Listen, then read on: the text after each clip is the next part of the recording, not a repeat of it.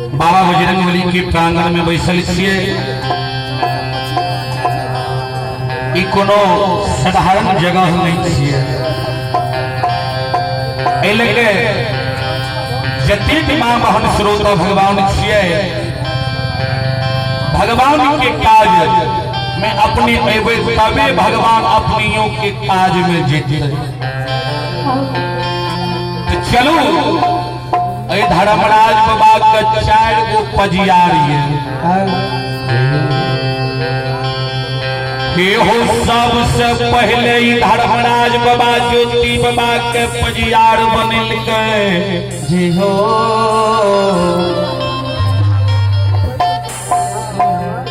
जय धर्मराज बाबा जय हो। बड़ेला चौड़ में ज्योति बाबा के पजियार सबसे पहले जाकर गला में माला दी।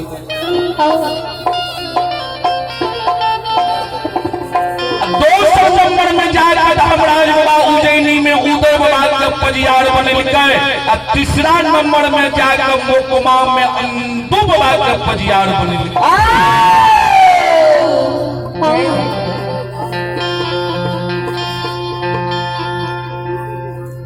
यादव वंश में धर्मराज बाबा सखुआ में बेनी बाबा के पजियार बनल गई हो।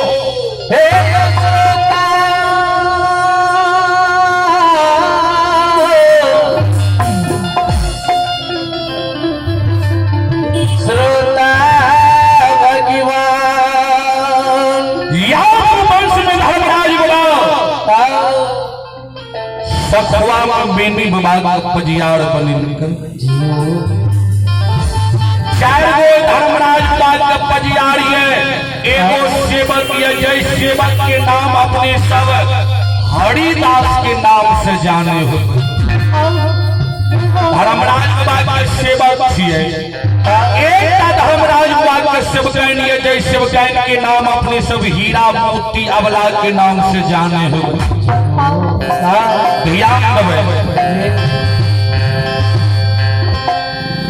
गवैया के लिए सब प्रसंग बढ़िए हो। सज्जन फरमाइश पहलिया 2 गो प्रसंग या तक कारू बाबा के प्रसंग कहियो या नहीं तक खेदौन बाबा के प्रसंग कहियो।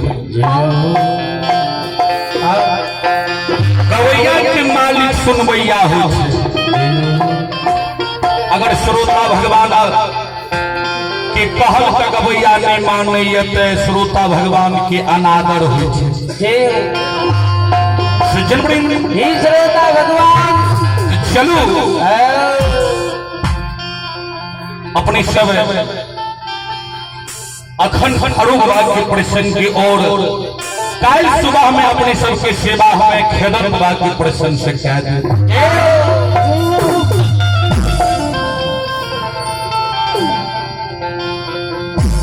जय दीन कारू बाबा हो। हे श्रोता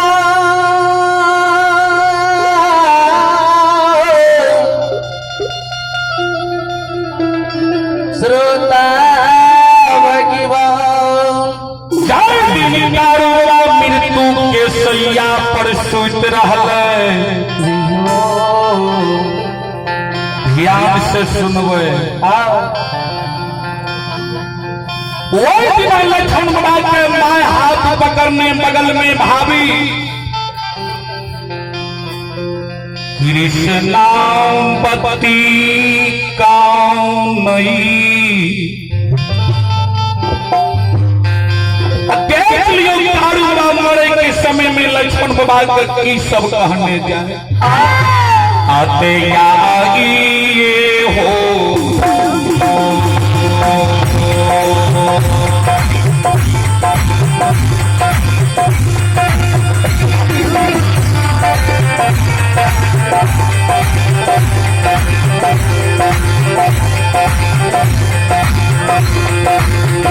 बाबा कारू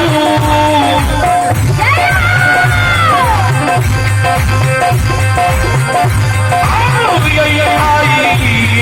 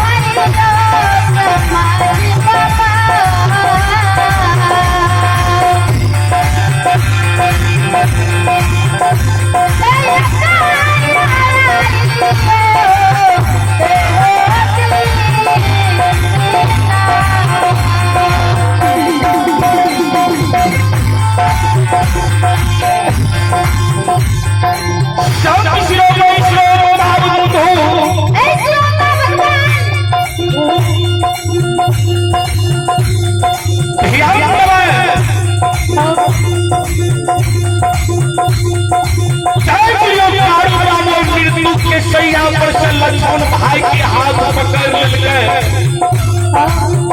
से सुनबे लक्ष्मण बाबा के मरे के समय में कारोबार की सब कहे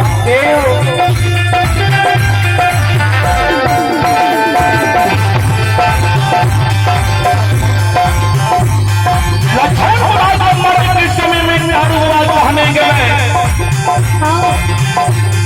लक्ष्मण भाई से होगा रे अंत समय भैया के की तरह हुआ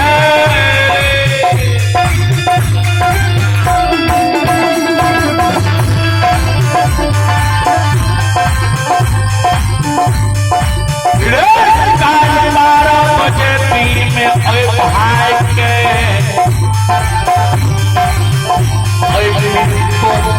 सैया पर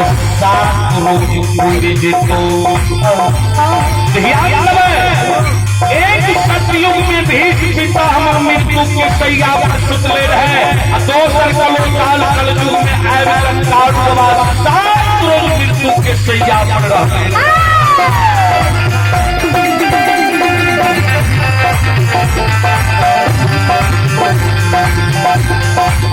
लक्ष्मण के लिए लक्ष्मण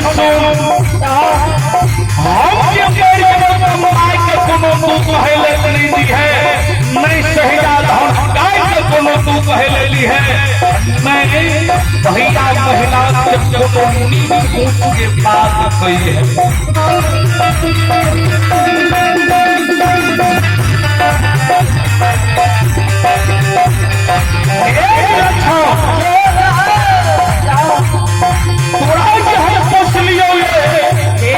अगर तू हमरा मुख में आज भी तो हमरा पोसला के साथ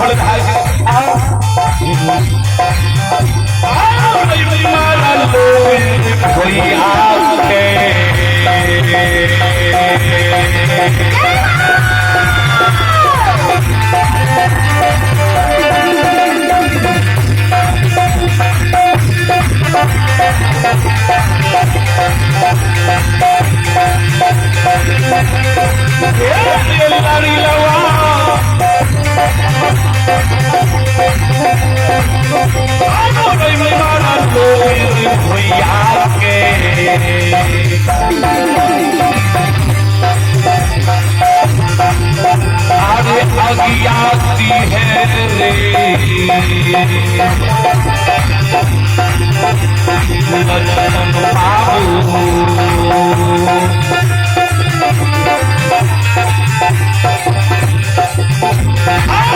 त्यागी है महापुरा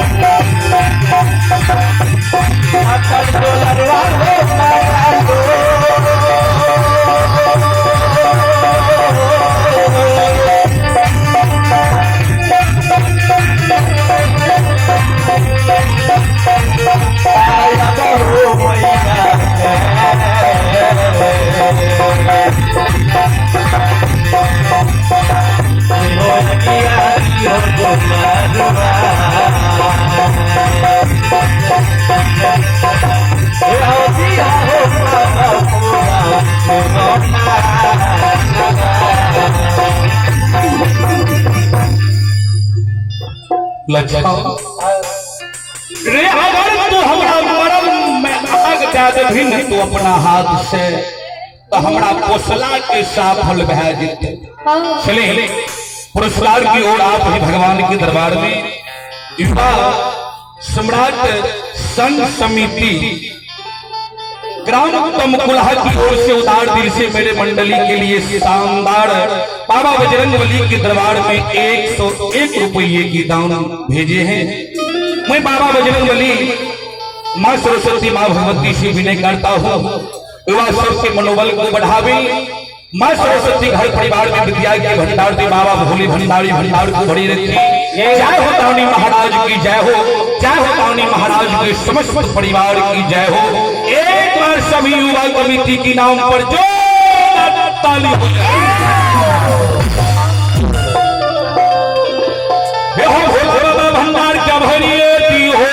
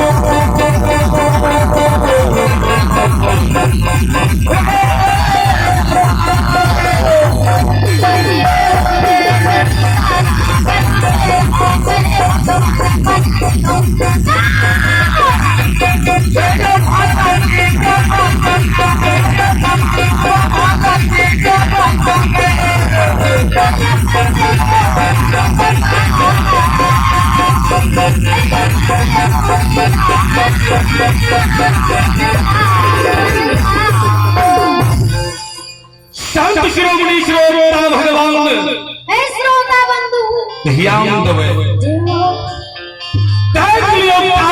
मरे के समय में लक्ष्मण भाई के जितना बात कहल के एक एक बात के लक्ष्मण ख्याल रख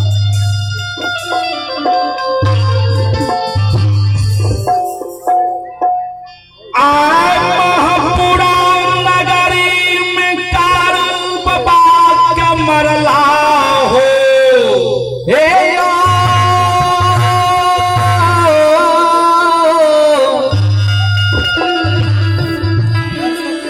बाबू साहब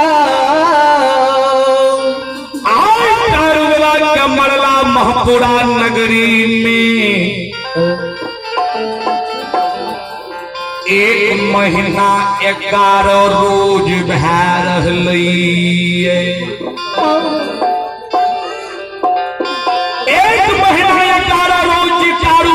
मरला भेले तो लक्ष्मण बाबा के जे मरे के समय में कारू बाबा कहने गले रहे कि लक्ष्मण हम जे मर जेबो तो हमरा मुंह में आग तू अपना हाथ से दिहे लक्ष्मण 4 दिन से भैया के आग दल के सरहा घाट पर वही दिन से भैया के नाम से शपथ खा लेके रहे कि जा तक हम भैया के 1 लोटा जल 1 चुरू दूध के धार 1 फूल 1 चिलम गांजा नहीं चढ़ेबे ता तक अन्न जल हम कुछ नहीं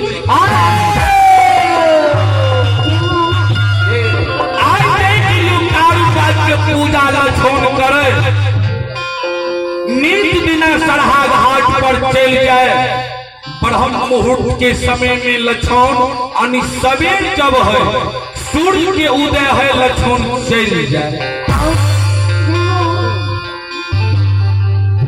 जाके भैया के सारा पर दूध चढ़ा दे फूल चढ़ा दे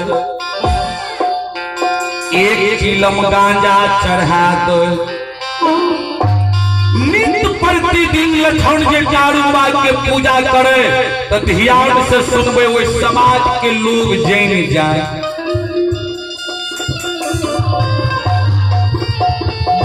महिषी चैनपुर आरा दिबरा मोहम्मदपुर सिसौना बिजवार सिरवार 10-20 गांव के लोग के मालूम भै जाए कि कारू मर गेले ये आब कारू के पूजा लक्ष्मण करे छे वंश में भूत के पूजा भै रहले ये लागे छे कारू मर के भूत भेले कारू के पूजा लक्ष्मण कै रहले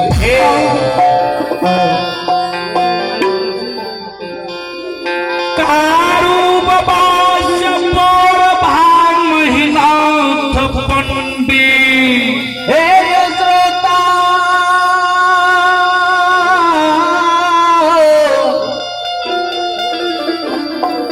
श्रोता भगवान काशी विश्वविद्यालय में पढ़ के पंडित भेले नगर समाज में पंडित कहने फूले लोग ये जाने कि यही महीना तो पंडित के भाई लक्ष्मण छिए तो ध्यान से सुनबे लक्ष्मण जे कारू बाबा के पूजा करे महीनाथ बाबा के गांव नगर समाज में पंडित कहने फूले सबसे बेसी कौन गो महिषी के समाज लोग कहे बाहरे पंडित रे जकरा घर में भूत के पूजा हेते उ सत्यनारायण भगवान के कथा गांव गांव कहने भूले छे। अपना डेढ़िया पर एकरा टाटे में छे, दोसर के डेढ़िया पर टाट लगबै ले। सबसे बेसी बात बोले बूढ़ गो महिषी के समाज लोग।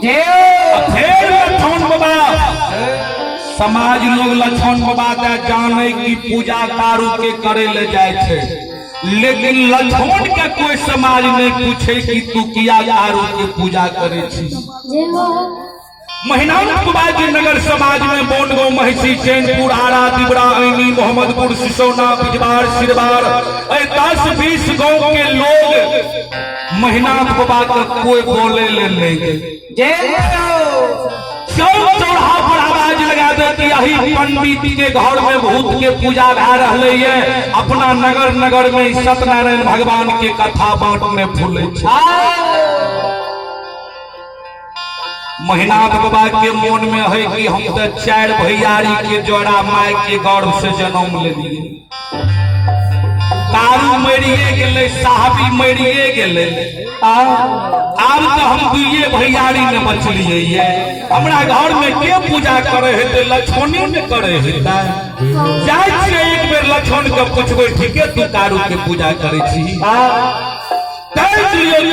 महिनाथ बाबा ओहि दिना गुस्सा के मातल लाठा बथान पर चल जाए। बाबा तारा बर हो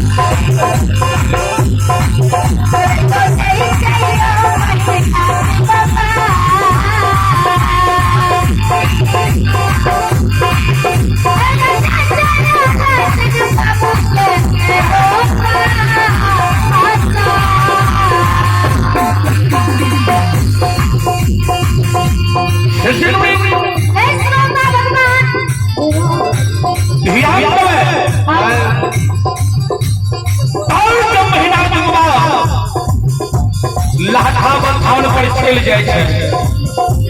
लाठा बथान पर जाकर लक्ष्मण बाबा के नजदीक महिनाथ बाबा बैठ जाए। लक्ष्मण के आवाज लगावे, लक्ष्मण रे। वही समय में लक्ष्मण बाबा गाय चढ़ा के कटोली बहियार से अले रहे आ कम्बल पर लेटल रहे। महीना आज आवाज दिल के लक्ष्मण बाबा जो महीना बाद के सब सुन लगा तो लक्ष्मण बाबा भैया के देख के भैया के कहे भैया ओ भैया की कह रहा तब महीना बाबा कहे लक्ष्मण हम जे अलियो रेतकारू के पूजा करे छी।